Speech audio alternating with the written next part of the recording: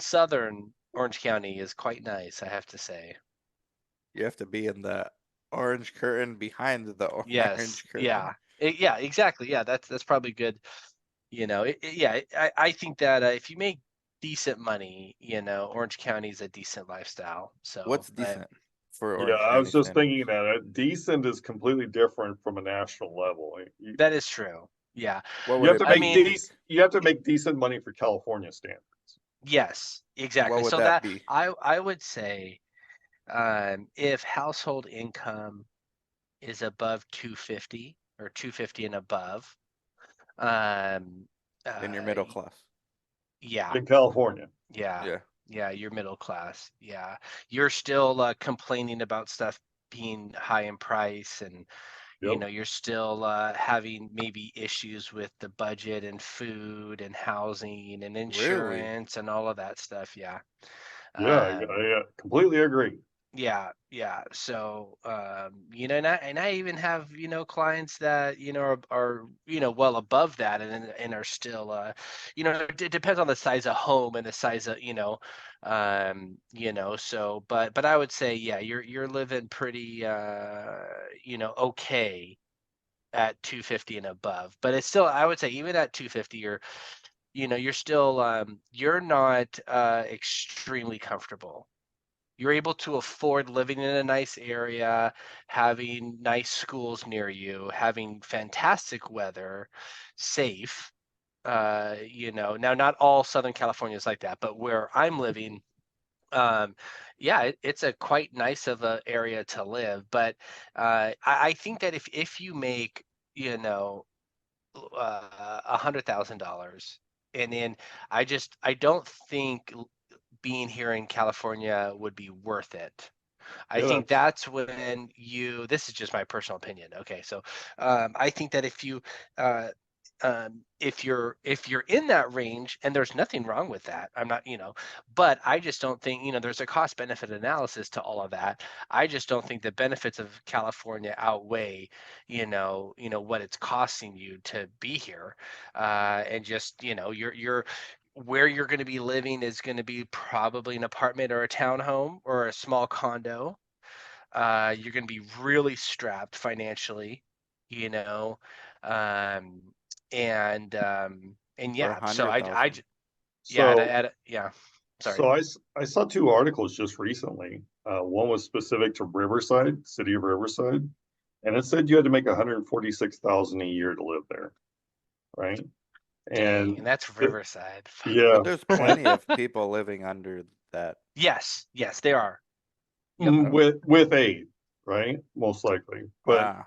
um the national average now to be able to afford your expenses, I think the average is like 108,000 a year you have to make as a household. So if you're Mm, making less than that, which the average household income right now is like yeah, 78 nationwide, you're not making it, right? yeah. You're having to go into debt to get by. Yeah, and I have been a realtor and in real estate, a real estate investor, and helping landlords rent. I see a combination. A lot of times, two families are coming together. Not a lot of times, but I'm seeing more often as time goes on, group living, or the kids and the parents. It used to just be like one culture used to do this, but now it's more are doing this where the parents and the kids now are getting housing together. Even white people basically are doing Yeah, this. I didn't say that, but you did. I did. I don't mind. They, even multiple cultures are doing that, and Yeah. and actually, if you look at it, like, It's you actually know, not a bad idea. I mean, correct. you know what Most of worries the me about world uh, would do it everyone. like that. In Yep, Romania, they do this too, and they're white. exactly. Chris will Yep. be the first to point out they're the whitest people out there. So it's something funny about the United States that makes it, Independent. yeah, yeah. Which Yeah, once you leave the house, which is good in a sense, but now it's like, it used to be the mother-in-laws and the parents would come to the kids and live with them as they got yes, older. And the culture of the United States has completely turned that around. But most other cultures, it operates like that. So I think we are probably now forced into going back into what the rest of the world does with that, just Worse with than the housing. poverty. And we know what worries me about that 250K thing in Orange County. What? Uh, which is, I mean, the 250K in Orange County, they're living middle class, right? Like they're the new middle class. Yes, 250. Yes. But they're not townhome. They're like maybe more S- bigger house or Smaller Yeah, to mid-size home. 3 bedroom, 2 3 to bath, 4 bedrooms. You Yeah, know what two, worries that's me 3 to about 4 that? bedrooms. 2,000 square feet, maybe. Here's the Yeah. thing that worries me about that. You used to, and this is why the three of us, you know, we're getting into real estate investing, guys. Trust us. Just- Those people are not, there's no money to invest outside of their Correct. IRA. You know, I think one of the best things you can do is buy assets in the long run, whether it's Bitcoin, safe stocks, what if you can find those these days. Real estate, I think real estate's always relatively safe. And that, but you Long can't term. really, like at that level or less, you're not, like how many of those people actually have money to invest? You don't. Right. And much less invest Yeah. in Orange County, Right. which leads us to our Right. topic today of investing out of state. So if you live in a blue state, chances are, why are the blue states the highest cost of living? Usually New taxes. York. No. He said blue state's highest cost of living. Yeah. Yeah, a big So part of it's taxes. taxes. Oh, I thought you said Texas. I'm like, No, huh? taxes, Like, taxes and regulation usually are a big component of that, at but least in my opinion. did you say where, or are you saying why? No, Why? I'm saying he asked Oh, why. okay. Hmm. So Okay, so if it's taxes and regulation, Well, then and just services, right? They need, which is for taxes. Yeah. sure. But also the Yeah. blue states, if I am not mistaken, because it's skewed, you know, the few outliers drive up the mean, just like Bill Gates drives up everyone's net worth when he enters a room. You've got ultra rich elites in these blue states that bring up the median income for everyone else. But mhm. it's not the reality of the situation. Because if Bill Gates leaves that room, you guys are back to being broke ass people, you know, as soon as Bill Gates leaves. So it's the same thing with these blue states, I think, where um so anyways, the purpose of all this is to say if you live in one of these blue states, you might want to invest in a red state or just out of state somewhere cheaper. Like doesn't matter Right. what the politics are necessarily. The swing states are really good places to invest, I think. That's a good point. Pennsylvania, Ohio, Arizona, Nevada. So you're not voting, you're not investing for political reasons, but you're investing out of state because you can buy more with your money, and you don't necessarily have to leave the state that you live in for whatever reason. Like in California, people don't leave because of the weather. In places like New York, people don't leave because they like the amenities or whatever. What are you guys' thoughts on this? Yeah. I think, yeah, I mean, isn't that crazy to think that, yeah, 250,000 is your middle class somewhere, I mean, that's just crazy, yeah, I mean, now there's going to be some outliers on there. Like there'll be some people that are listening to this that they might be in their 40s or 50s making 250 today or 300, and they're doing just fine, but they might have bought their house 15, 20 years ago Right. and now making that, and so their housing expense is dramatically lower than somebody like today. If you were to buy that same house that's 4 bedrooms, on two, you're going to feel what I just described, Yeah. where Yeah. it's a little bit strapped. And I think, yeah, for somebody that didn't, for the longest time, I did not want to buy out of state. Why? Well, for the longest, this was prior to COVID. I did like California appreciation. I'm in this for the long haul. And so appreciation is important. And I at the time I was nervous about not knowing what's happening somewhere else. You have to rely on other people. Um, it just takes it's a little bit more scarier because you don't live there. I don't know. I guess I just was intimidated by the fact that I had to do a plane ride somewhere, and I'm highly dependable on someone else. And then the last thing, and then I'd like to hear what Chris has to say about this, but is I had thought that it's you either do California appreciation and barely very little cash flow, or like no appreciation and only cash flow, but the house is still worth the same thing you bought 20 years ago. Since COVID, we have figured out that no, like you can have a little bit of both. It's not going to be extreme of the other, but you can have a little bit of both. Have more cash flow than California, and then a little bit of appreciation, but not as much as California. And so, but yeah, I was scared of what I didn't know. I think at the time I only heard horror stories of people buying out of state, and the property manager did something wrong, and that kind of stuff. So I'm glad that we were open to it. And I think we'll say a little bit more why, but yeah, Chris, were you buying out of state prior to COVID? Did you ever consider that? Um, I don't recall, honestly. I don't think so. Obviously, COVID spurred it on to consider. Um, but I've always been kind of hesitant on investing in California specifically, um, for a number of reasons.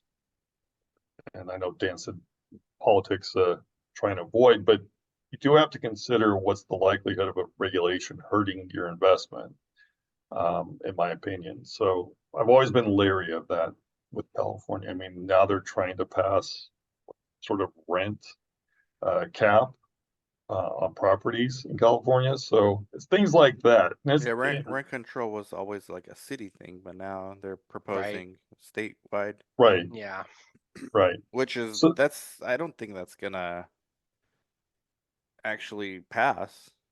well, the thing is, I actually read it, and it's not really all that devastating, even if you do own a property, because it's a substantial rent increase. You're not allowed to increase, I think it's 3 or 5% a year more than.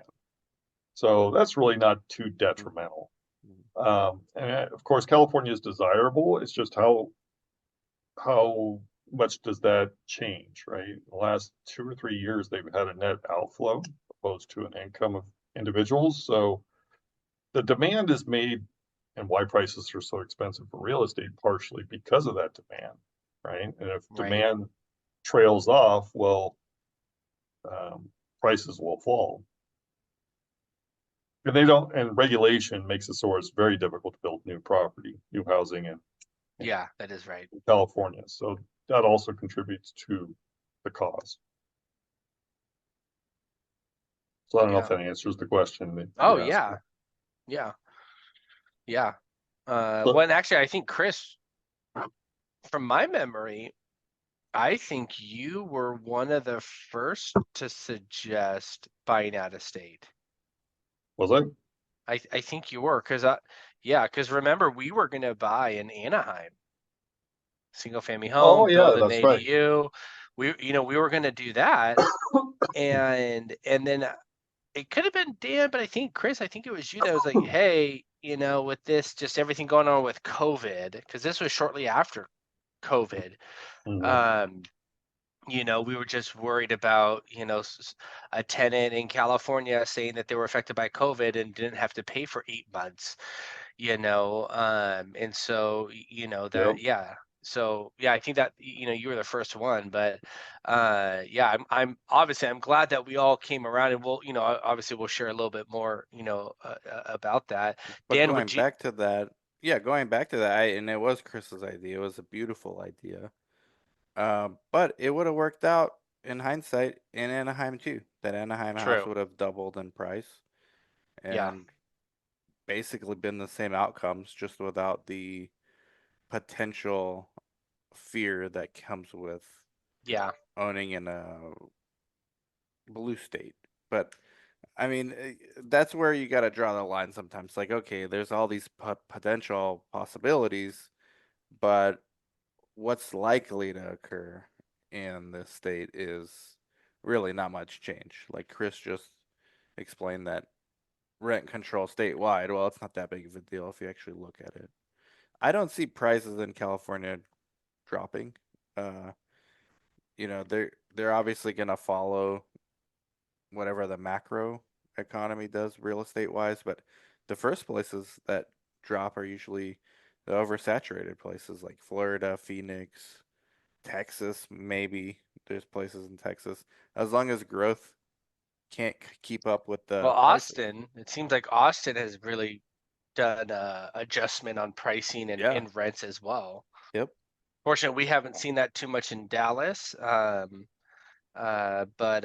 yeah, Austin, it seemed like is having some adjustment there. Yeah, and at the end of the day, how much do you really care, you being hypothetical, about adjustments? As long as the cash flow is there, why does it matter what the price is? Right. Yeah. Well, and that's the thing about if you have a long-term, I think that's what makes us feel so much more comfortable is, if you have a long-term vision in mind and in that the property does have cash flow at the point of buying it, especially when you're brand new, um, you can just wait longer. If like right now it sounds like there's a specific situation in Austin that maybe they overproduced and there's too many rentals now that are available for number of people that need to rent. And so they're having a little bit adjustment, but it'll come back. Austin's not going anywhere, nor is Dallas. How do you guys view this investing in any state under the conspiratorial own nothing and be happy by 2030, which they're backtracking on now, but probably because they got caught or I Hmm. I try to see things with two sides. Like I think they were trying to argue a greater point that we're in the sharing economy, we're in the gig economy, we're in the you don't need a car, Uber is gonna pick you up, or they were really using the automobile as an example of an asset that we have that we don't use that often. Like majority of the time it's parked somewhere, Yeah, right? that And is right. it's a inefficiency of an asset. Like that money could have gone somewhere else and you could have still gotten to your destination.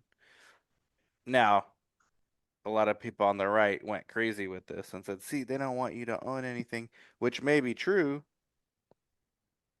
Or the other probability is, well, they're emphasizing that the economy is changing as a whole and everything's getting more decentralized.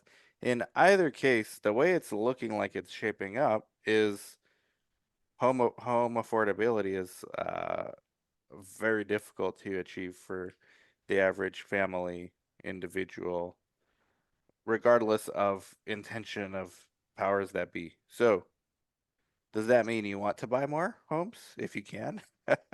I mean, to me, Yes. the answer is simple, right? It's yes. Yeah. Yeah. It's heck yeah. But what do Well, you guys think about this? so that WEF message that you're referring to, I really think it's a little off topic what you're proposing, at least in my opinion. I really think what they were after was, and I remember in college, and I don't remember which class, so I can't provide the professor props, but I remember him saying that that Lesbian dance theory? no, it surely was not that. Ah, Um, I think it was sociology, if I had to guess, and his name was Mr. Quinn, but he's gone now. Um, I think it was him. He stated that the United States uses 80% of the world's resources, right? Wow. And it would take like 6 other Earth planets for everybody to consume the same or some ridiculous number, right? Hmm. I think that's really what the WEF was more after. It's, you know, Western countries can't consume the world's resources at the rate they're consuming. So I don't necessarily, which I could be wrong, you can't own anything. It's more you need to change your mind on how much you need, right? Right. Now But in you regards, being the common citizen and not the elites that will rule the land and have the serfs working the sure. fields, as in Yeah. feudalism. So yeah, you absolutely want to be a lord, if at all possible in that scenario. So yeah, you should own property. Landlord, I think that's where the term originates from, feudalism. E- Yeah. Exactly. So yes, you should own as much land as possible. Just look at Bill Gates. He's the largest now farm owner, Yeah. which is Yeah. That's incredible interesting. in the Yeah. country.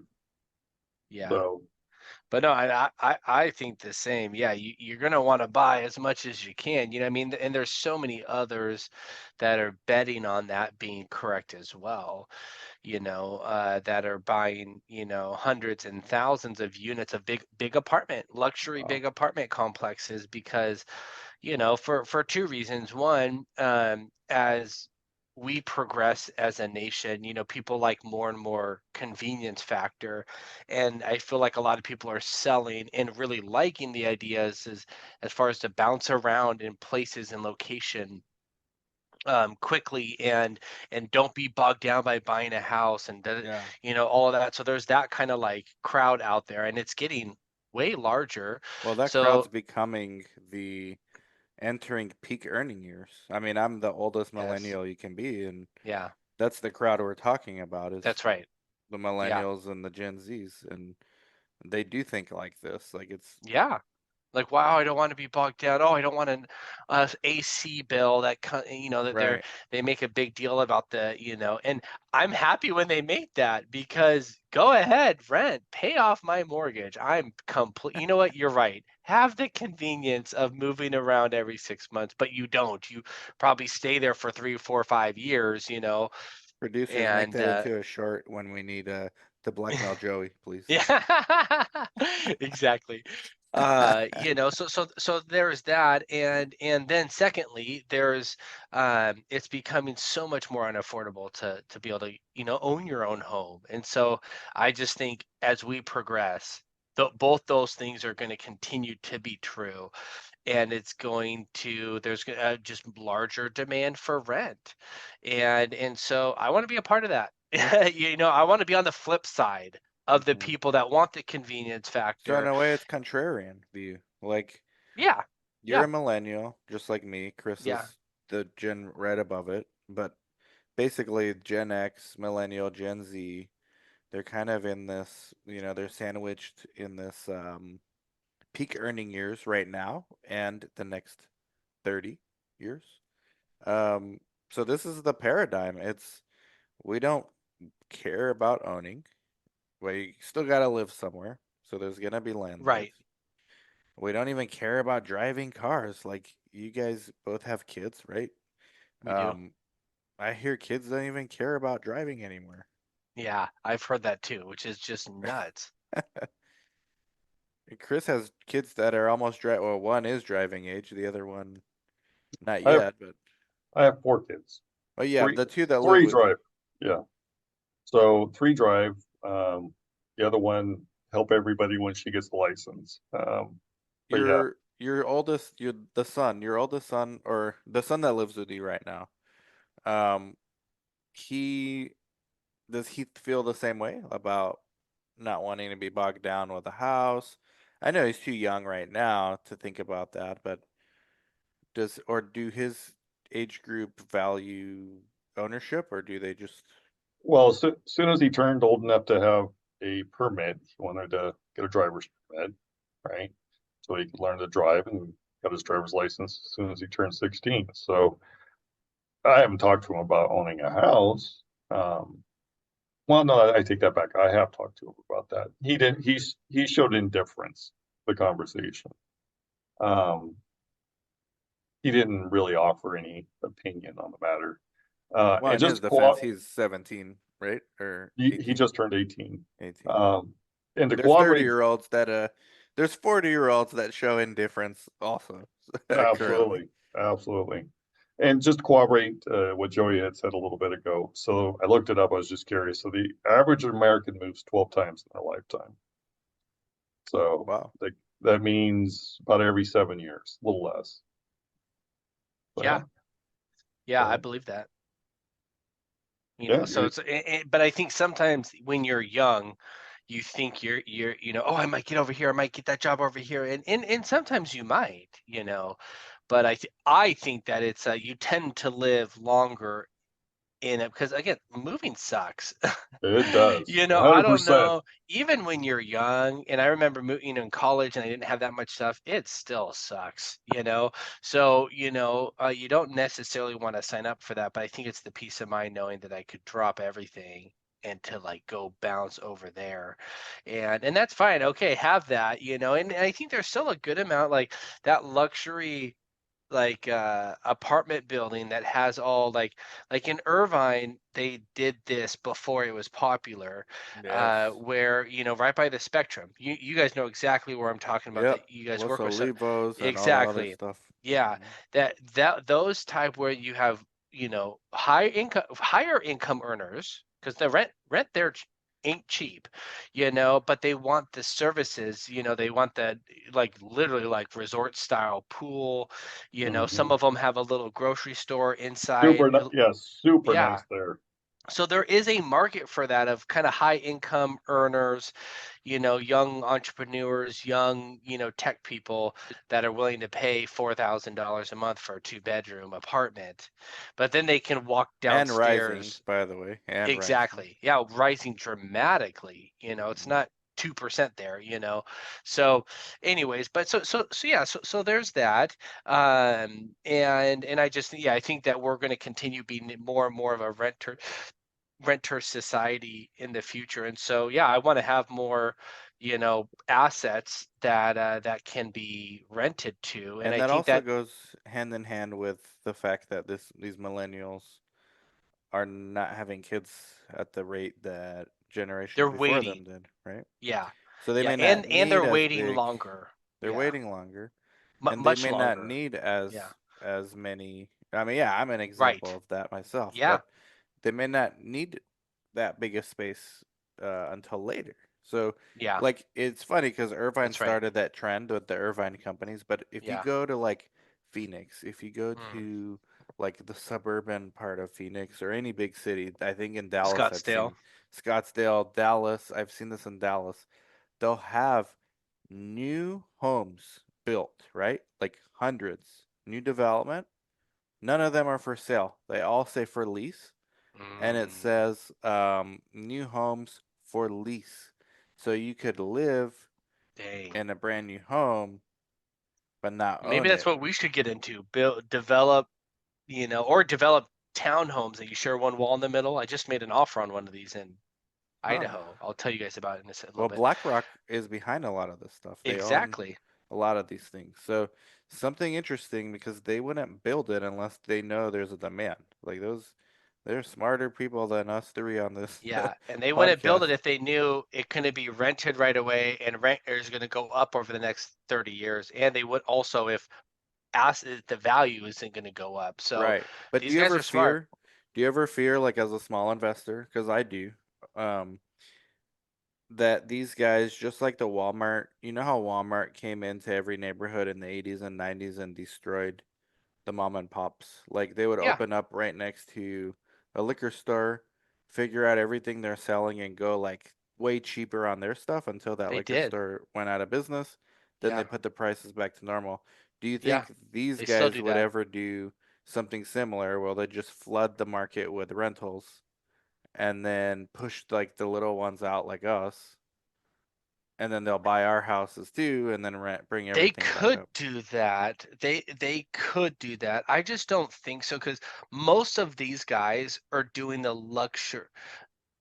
Yeah, the majority of private equity and hedge fund managers and these big, they're going after hundreds of units. It's actually not that common that they go after single family homes or smaller residential properties. They want 4, 5, 600 unit luxury apartment buildings in a nice area right by Whole Foods and da da da. That's what they tend to go after. And so for guys like us, it generally they're not in our competition because we have either single family home or we have like townhomes, like, I have 8 units, but it's more of a townhome style to where you own the upstairs, or you don't own, but you rent the upstairs and downstairs. There are some inconveniences about the luxury apartment buildings. It's a apartment. There's hundreds of units. You have to park and walk a long way to it. It's a different type of tenant. So for us, like our single family home in Plano, it's a single family home, detached, privacy.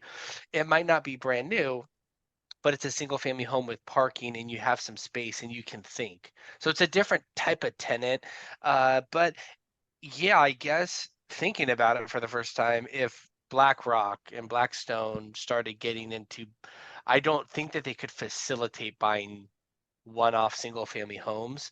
They have billions of dollars at play. They need to buy big portfolios, but somehow if they figured out a way to solve the problem of buying one-off single-family homes, that could. But see, they also don't want their asset value to go down either. So if they wouldn't want to lower rents, because why would they want their rents to be lower? Um, Right. Maybe yeah, it's not hmm. exactly the same analogy as But it's a Walmart. good question, dude. That's a Well, good Walmart, question. I always try to steel man the other side if I'm very bullish on something, just to Yeah, you see where should. I'm wrong, Yeah. possibly. And I Hmm. don't know. I mean, it's bothersome when I can't find anything wrong. Like me and Chris had this debate about politics. Like, Mm. obviously, it's clear to me who's the better candidate, but what am I Oh, not who? seeing? I mean, you want to get Yeah. us banned? Yeah, I know, right? I live in Arizona. It's clearly Kamala, guys. Yeah. Come I on. just saw a video. She said in the last couple months, 220 million Americans have died. In the last couple months. That's 2/3 of Yeah, America. that was a typo, She but said from that. her mouth. No, no, she said it though I know. twice. It Yeah, Two was a two yeah. verbal different. typo. Yeah. Like Verbal think, typo. lady. All Oh right, man. Steelman, both of you guys, we're all bullish on investing in real estate. Yes. Steelman, the other side Sure. of not investing in real estate, but spending that money to I go on like a this. vacation. Ooh. So And then I want to that's finish with why out of state. But yes, yeah, Yeah, I like this one. because it Go, exposes Chris. potential holes that we're all blind Yes. to. Yeah. did you say vacation? It's never, it's better to invest than just blow your money. That's part But A. on your deathbed, what are you going to remember? Sure. But you know what? If you invest now, especially your guys' age, you're a bit younger than I am. Hey, old Uh, man, you're not that old. no, but you guys are younger than I am. So especially Joey. Thank you. You made my day. No, but I mean, if you invest wisely now, and assuming you live to average age, you should have a very pleasant last third of your life if you invest appropriately now, right? You're Yeah. prepared for it. You'll live nicely. You can take all the vacations you want. It's unfortunate that we have to get older to become financially stable. I wish it were the other way around. Like Mork and Mindy, for anybody who's familiar with that show, and I'm sure neither of you are, but uh, Ninu Nini. Meow. oh, yeah, yeah. So you're born old, and as you age, you get younger. Now, wouldn't that be nice, right? So you can enjoy your lifestyle when you're older. Benjamin But Button. yeah, exactly. Mhm. But to steelman the argument on should you invest, so What's the and case for like renting or I'm going to make using it this right money now. something else? You're going to make it right now. So there's a ratio of 20. Um, if your rent that you can, as an investor, if the rent you collect is less than 20 the purchase price of an annual, right? So, for example, I'm already spreading it up, but if it's $3,000 a month for your rent, right? And that ratio is 720,000. If the property costs you more than 720, it's not worth buying. Okay. And vice versa. If you want to rent versus, and you're considering rent versus buying, um, if for renting you're paying over 20, don't, excuse me, if it's over 20 to buy it, then rent, right?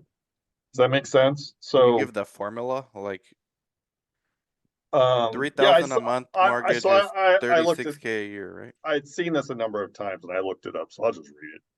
the price to rent ratio, take a monthly rent figure and multiply it by 12. So it's an annual number. Divide the purchase price or a similar property by the annual rent number. A ratio greater than 20 generally weighs in favor of renting, while a figure less than 20 generally favors buying.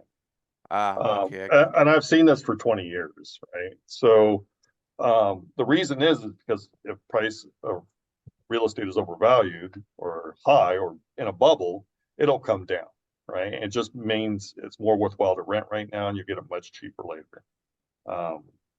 Is what that number, at least historically, indicates.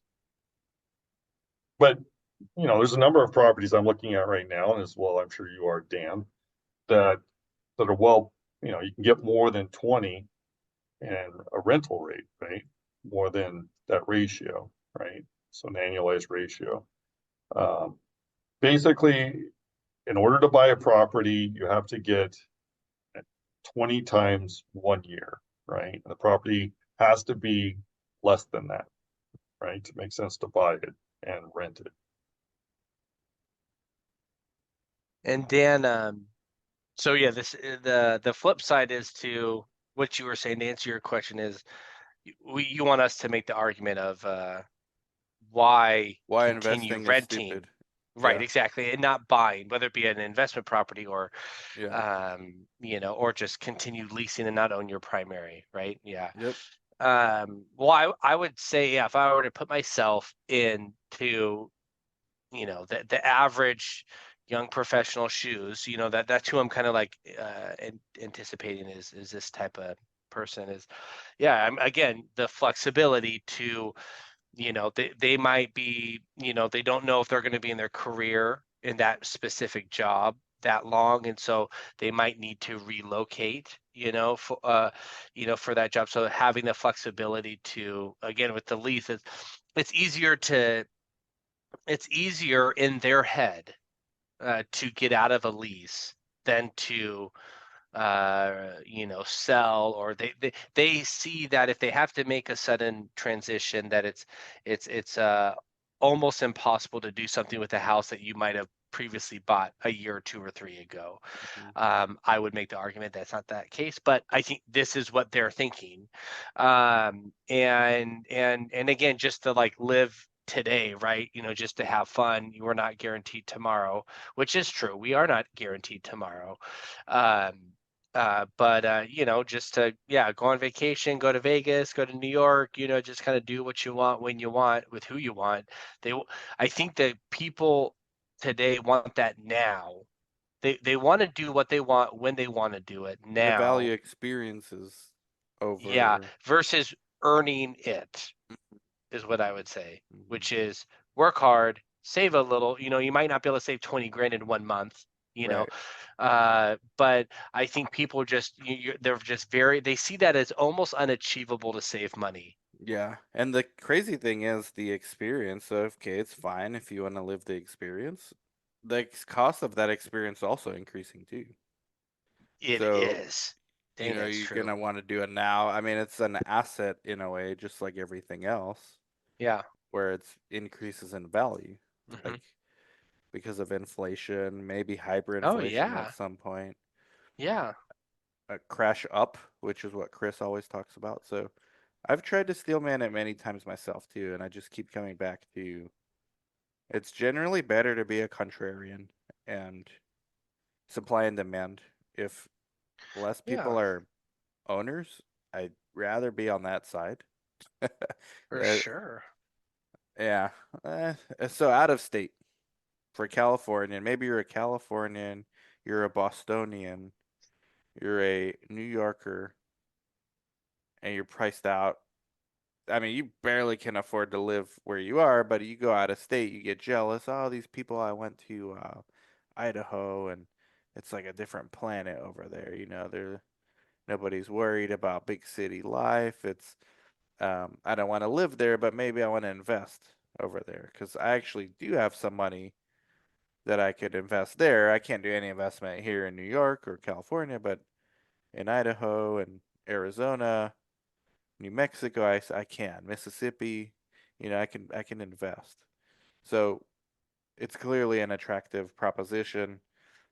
I think those are assets too, which is what people forget. They may not appreciate as quickly, but they're still assets. What are your guys' thoughts on this? Well, Yeah. yeah, as long as you can, in my opinion, it's just my opinion, but as long as you can cash flow it, uh, positive, I think it makes sense. What if you can't cash flow positive, but you can still afford it? Well, It you're in, depends. yeah, you're in a situation, obviously if you can afford it, you're probably not in the average person situation where you may lose money on it initially, but eventually you'll be fine. That's a different scenario than probably who we're talking to here, I would assume. Where, yeah, I have just enough money I can make the investment, but is it worthwhile for me to do this? And and they would be in trouble if they had to come out of pocket for anything. So in those situations, obviously you have to be cash flow positive, at least Jay in my Yeah. Fizzle? opinion. Jay Fizzle? um yeah, I mean, I say, I mean, yeah, we were just there 4 years ago where we were trying to buy in the location where we were. Not try, we were going to, and because it was more comfortable for us, but I think what we learned with buying out of state is that, other states have, most other states have better landlord rights Policies, compared to, yeah, yeah. policies. So if you happen to have a tenant that's working the system and trying to not pay rent, other states like Texas, you can generally get them out much quicker than California or New York, Mhm. and so I happen to like that. So we learned that, and that was a plus. Um, we also learned that something like Texas. So we are in Dallas. We have cash flow and we have appreciation too.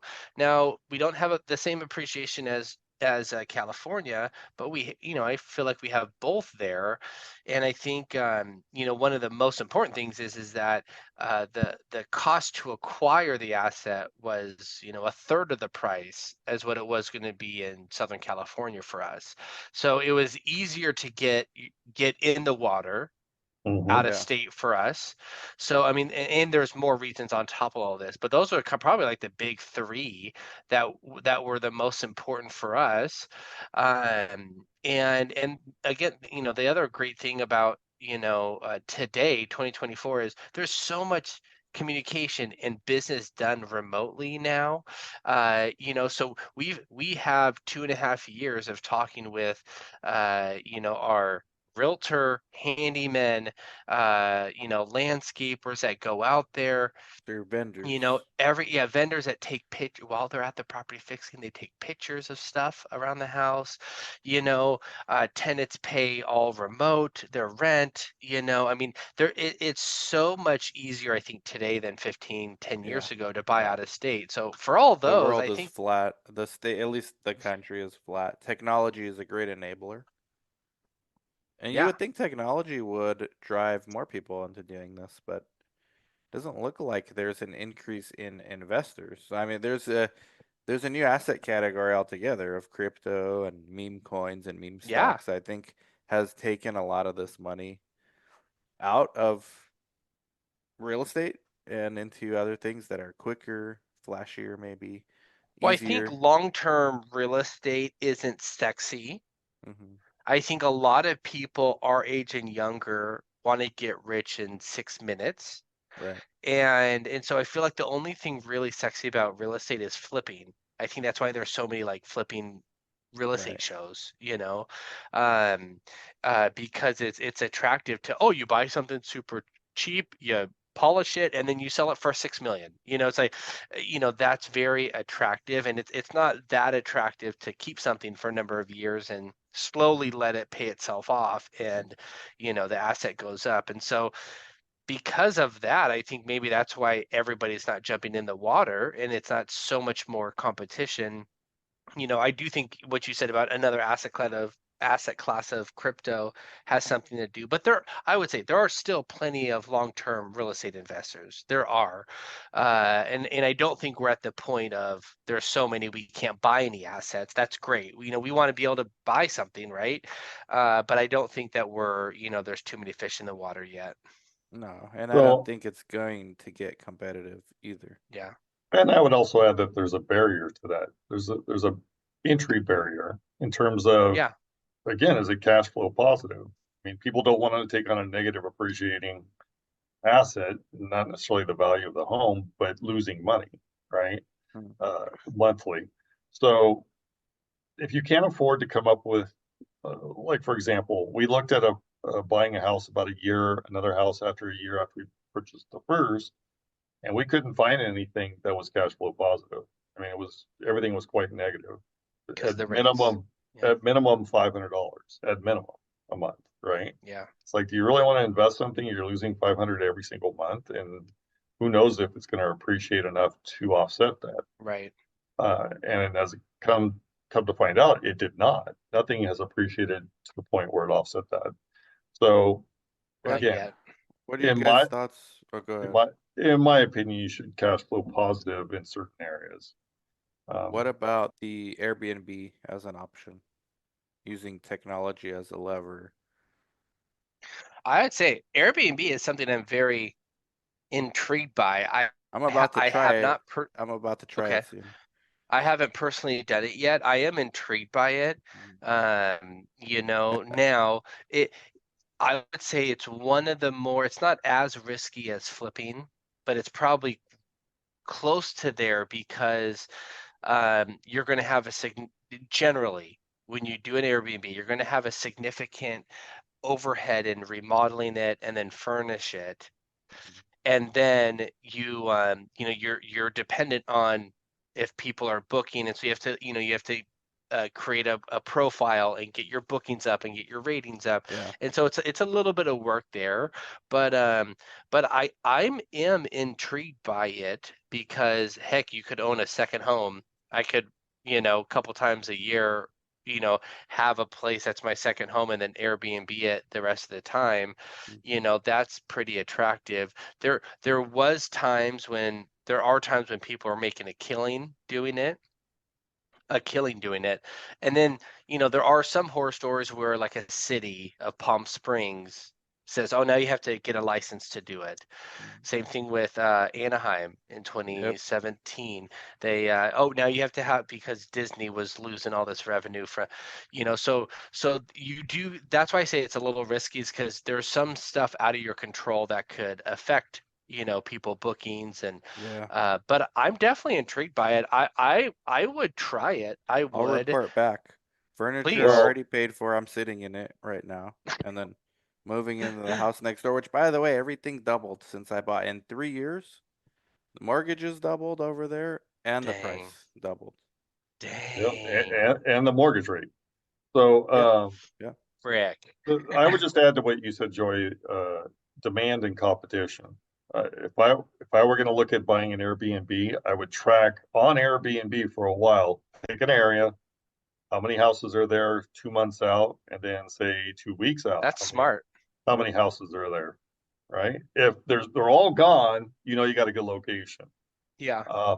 If there's still an abundance of houses for rent, I know it's not rent, Yeah. but rent, Yeah, but No, there is. available. Yeah. right? Then Supply demand, brother. Yep. right, Yep. and that's not an area I want to be in.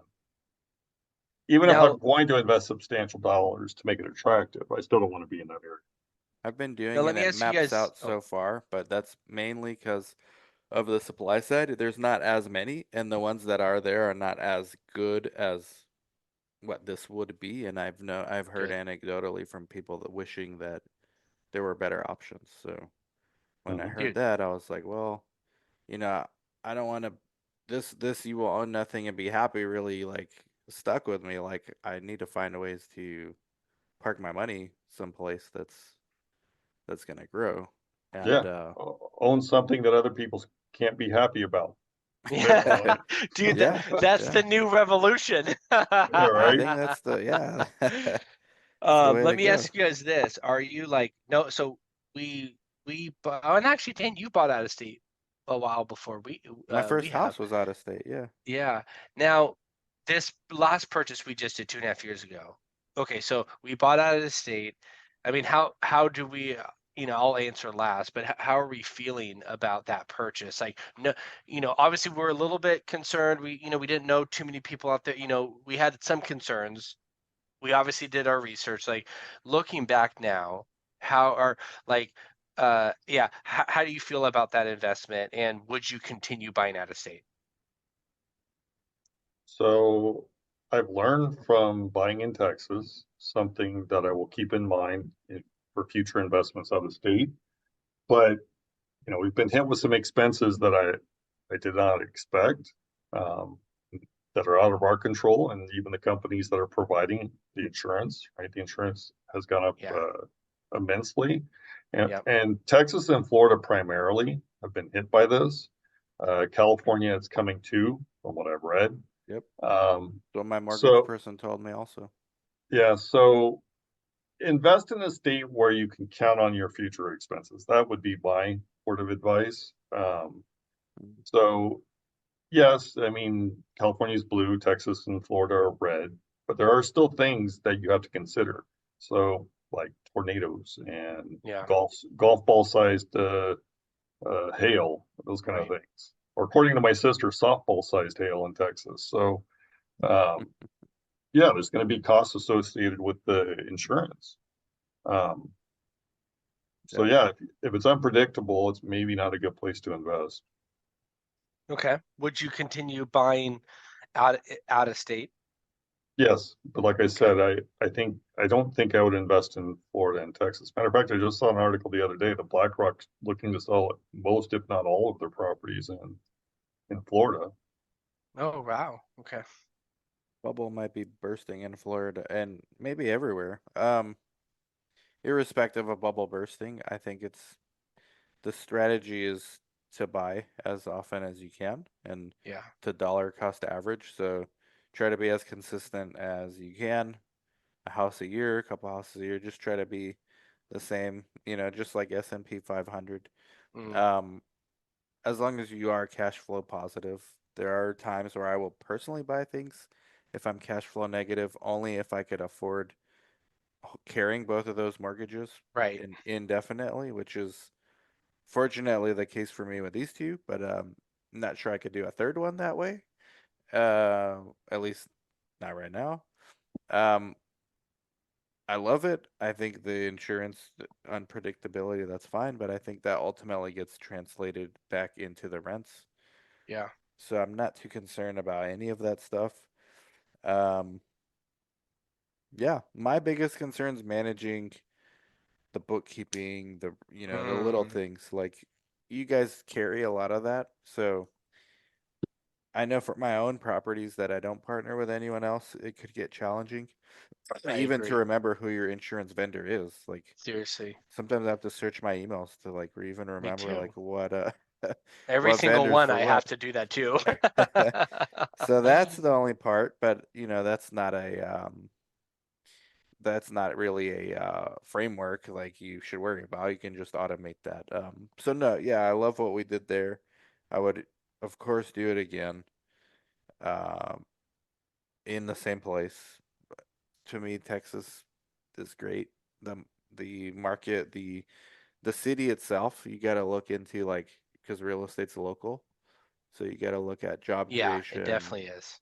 supply and demand, all that stuff. Yeah. But Dallas is growing, hugely growing area. I think the whole Sun Belt is Florida Yeah. included. So I'm okay with all of it. Yeah. And I would say, the other thing I think to tell everybody is like, we didn't just randomly buy a property in Texas. Like it did. We probably had 6, 7, 8 months of like, and Chris, you can correct me if I'm wrong, but we had a long period of time of just talking about it. Oh Okay, yeah. what We've areas? recorded What? some of them for Yeah. posterity's sake for the Chris and Dan show. And then, we talked to several, realtors and vendors and loan officers, just, getting acclimated to that area. And then we pulled a bunch of numbers on, population, demographics, average income, what's the average rent for this size of property. So I feel like we did as much of homework as one could do Yep. before like transacting. So And even you and I went think over there in person. yeah, And and actually I did. Yeah, and I would think that all of us would recommend like, hey, don't just jump in, don't read one book or listen to one podcast and then just go buy the first house you see on Zillow. No, Right. no, definitely don't do that, because you want to be wise, right? You want to make a good purchase. And, we placed several offers before we got one that stuck. And I think we got a decent purchase at that time. And then we And walked away from one. we I don't know if it did. was And we with you. Was that lost. the one? We Yeah. walked away. Yeah. There That was one a was weird. foundational issue That's or right. something. Yeah. Guys, there's another Zoom in 11 minutes, but I wanted to ask you guys this maybe it's appropriate for Chris and Dan show. If Trump wins and it's drill baby drill, which is what he said. You love Yes, that, right? it's how he's going to get us out of the national debt, according to him. That's what he said. Drill baby Yeah. drill. North Yeah. Dakota, I have anecdotal evidence because I have a brother-in-law who goes there 6 months out of the year to lay fiber optic cable. They're preparing for a boom. Industries are going to be moving there. What do you guys think about investing in a place like that? Because it's still In where? North Dakota. Oh, okay. All the fracking industries, regulations going to pave the way for that industry to explode. All those people are seasonal workers for the most part. They need a place to live. Nobody wants to buy a house if they only live there half the year. And who wants to live in North Dakota? Like, no offense to anyone who does. It's probably a nice place, but what do you guys think about North Dakota? I believe the same is true of New Mexico. A Mm. lot of fracking opportunity there. I believe it's New Mexico. I could be wrong, but what I would agree with you on is North Dakota is going to probably be 3 times cheaper, right, to invest in than New Mexico. The weather's not pleasant in North Dakota. I wouldn't live there. Right. So does my brother-in-law, says the same. Yeah, Mm. it's But way too damn cold. But he is considering living there because the full-time job he'll make even more than Sure. what he does. And a lot of people are in that situation to where they will say, "Fuck it, I'm gonna move Right. there." Yeah. And if people can live in Would it be a Chicago, long weather be term, though? damned. I mean, people live in Chicago and cold cities, all Yeah, over but the Canada. the cold in Chicago is entirely different than North Dakota, to my understanding. I mean, I thought New York was cold when we went, so yeah. I tend to Southern like to. California. Sorry, Yeah, sorry, true. Joey. Yeah. Yuma I- in December. I tend to. I feel like maybe like Austin kind of got bit by this a little bit. Like, Tessa moved up there. Like, there's a couple like one-offs, and then it maybe Tessa didn't fully move out there, and so maybe some of the demand was pulled back based or compared to what was expected. And so I feel like I tend to like to be more conservative and go into like already existing markets that I already know. Like if Tesla pulls out of Dallas is ginormous. There's so much industries there that Right. I'm going to be fine. Now I'm not going to have as much upside to like maybe this thing in North Dakota could really kick off and Right. I could triple my money in 3 years. That could happen. Right. But I think I would be willing to do that later in my career. Later, I see. Yeah, when I can afford, when the downsides, and I think that's how like really successful entrepreneurs do, they take bigger risks once the farm isn't at jeopardy. I see. And so they're still able to make big plays, but it's not jeopardizing the farm, I see. So but maybe North Dakota, even if this thing with the fiber optics thing didn't work out, maybe the cash flow still makes sense there. So I don't want to say don't buy there, That's what I but think. If the yeah. cash flow still makes sense and it doesn't really matter, and then it's just the No. upside of that. You're right. Yeah, absolutely. But Yeah. but just Yeah. because you brought up Chicago, so the coldest month for both is Chicago and Bismarck, North Dakota. Yeah. January is the coldest month for both. So the average low throughout the month of January for Chicago is 22 degrees. The average high is 32. So that's cold. Okay. Bismarck, North Dakota, average low is -1 degree. Average high is 21 degrees. Brutal. Yeah, so So the an average high average is day. average high is lower than the average high, or low, right? Oh, Average wow. high in North Dakota is lower than the average low in Chicago. I mean, to me personally, New Mexico sounds a lot better. Yeah, But, me too. Me too. Deal with heat a lot better than cold, for me personally. Me too. But just an idea of the drill baby drill. What Joey loves. Okay, guys. But I think, as I know we're wrapping up here, I think one of the best things I think for me, and maybe you guys might have a different one than I do, but that helped me feel a little bit more comfortable was I spoke to several realtors. And one of them was like a referral to someone that knew this realtor that could help me. Now I'm a realtor myself, so I was able to kind of speak the language a little bit to someone out there that is works with investors and sells a bunch of homes and is familiar with the area, and they can kind of help guide me on how long does it take to re-rent a property, are there multiple that kind of stuff, to get a little bit of information there, that you just need to talk to somebody that has experience there. So I would say, and that's free. Realtors aren't going to charge you to have that conversation. So I would say that's one of the first things that I would suggest doing if you're interested in buying out of state. And then in the background, obviously look at Zillow and on what's coming up for sale in areas that you're, thinking about. But I don't know if anything like that helped you guys feel a little bit more comfortable about buying out of state. So Shelby's been great. I forget her Yeah. last name. What's her Yeah. last name? Give her a plug. I don't know believe how it's to Lake. pronounce her last name, but actually I just spoke to her today.